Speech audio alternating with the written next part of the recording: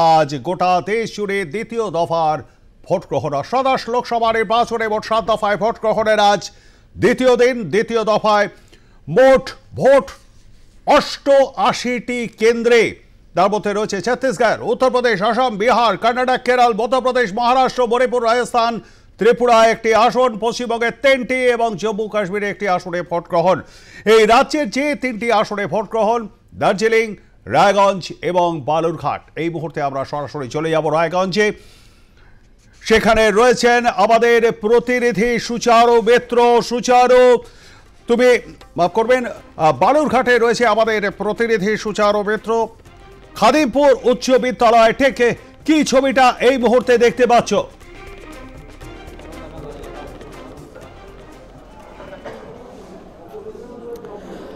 দেখো, সবে মাত্র 7টা একেবারে ভোট গ্রহণ পর্বের শুরু বলা যেতে পারে। 1569টি বুথ রয়েছে বালুরঘাট লোকসভা কেন্দ্রে। সকাল থেকে উৎসাহী ভোটারদের লাইন। একেবারে বেলা বাড়ার সঙ্গে সঙ্গে চিত্রটা কি থাকবে সেদিকে নিশ্চয়ই আমাদের নজর থাকবে। কেন্দ্রীয় বাহিনীর ঘেরাটোপে নির্বাচন হচ্ছে। 73 কোম্পানি কেন্দ্রীয় বাহিনী, আমরা জানি সেন্ট্রাল ফোর্স, তারা রয়েছেন, তারা দায়িত্ব সামলাচ্ছেন। সচিত্র পরিচয়পত্র নিয়ে ভোটাররা লাইনে অপেক্ষা করছেন যাতে কোনো অসুবিধে না হয়।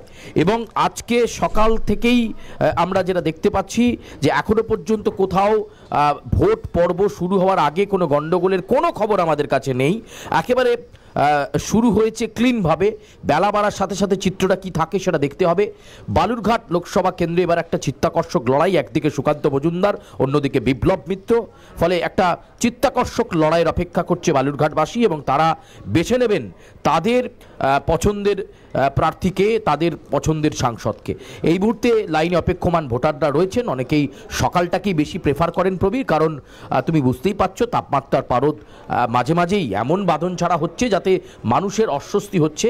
ফলে এমন একটা পরিস্থিতিতে তারা চান যাতে ভোট গ্রহণ প্রক্রিয়াটা সকাল সকাল অংশগ্রহণ করে তারা তাদের জনমত দিতে পারে। তুমি দেখতে পাচ্ছ একেবারে বুথের বাইরের অংশ থেকে যে ছবি আমাদের চিত্র সাংবাদিক বন্ধু পার্থ চক্রবর্তী তুলে ধরছে যে ভোটাররা সকাল সকাল ভোটমুখী হচ্ছেন।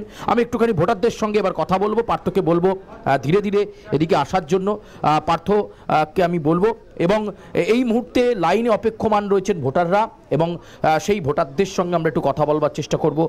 তারা সকাল সকাল লাইনে দাঁড়িয়েছেন, কেউ 6টায়, কেউ 6:30 নাগাদ দাঁড়িয়েছেন। আমরা একটুখানি তাদের চিত্রটা বুঝে নেওয়ার চেষ্টা করব। প্রথম একজন ভোটার বেরোলেন, তার সঙ্গে একটু কথা বলবো। ভোট দেওয়া হয়ে গেল? হ্যাঁ, ভোট দেওয়া হয়ে গেছে। একটু আপনি আগুনের কালিটা যদি দেখান। এই তো আগুন কালি। প্রবীর, তুমি বুঝতেই পারছো এই মুহূর্তে কিন্তু যাবতীয় প্রস্তুতি নিয়ে ফেলা হয়েছিল। সকাল সকাল ভোটাররা লাইনে রয়েছেন। আমি পার্থকে বলবো একটু এদিকে আসার জন্য, আমরা একটু কথা বলবো লাইনে অপেক্ষমান ভোটারদের সঙ্গে। একদম ইয়াং একজন ভোটার রয়েছে। সকাল সকাল কেন?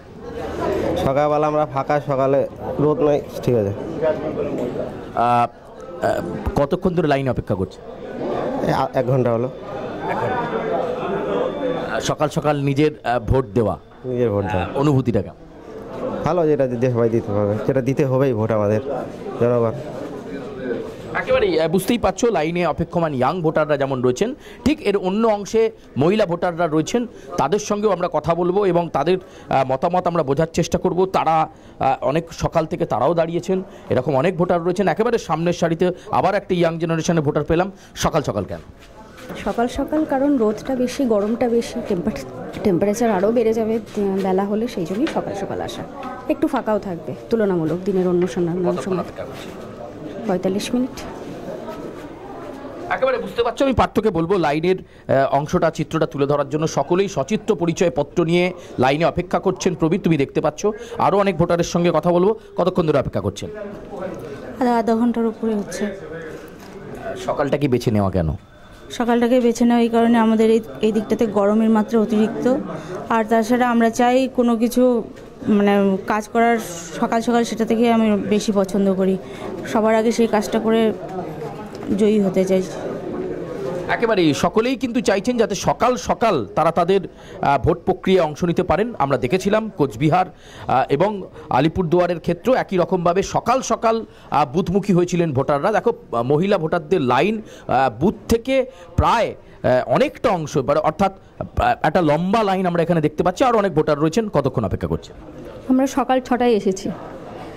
এই রোদের জন্যই আরও সকালে আসা, নাহলে পরে তো অনেক গরম পড়ে যাবে, এই জন্য।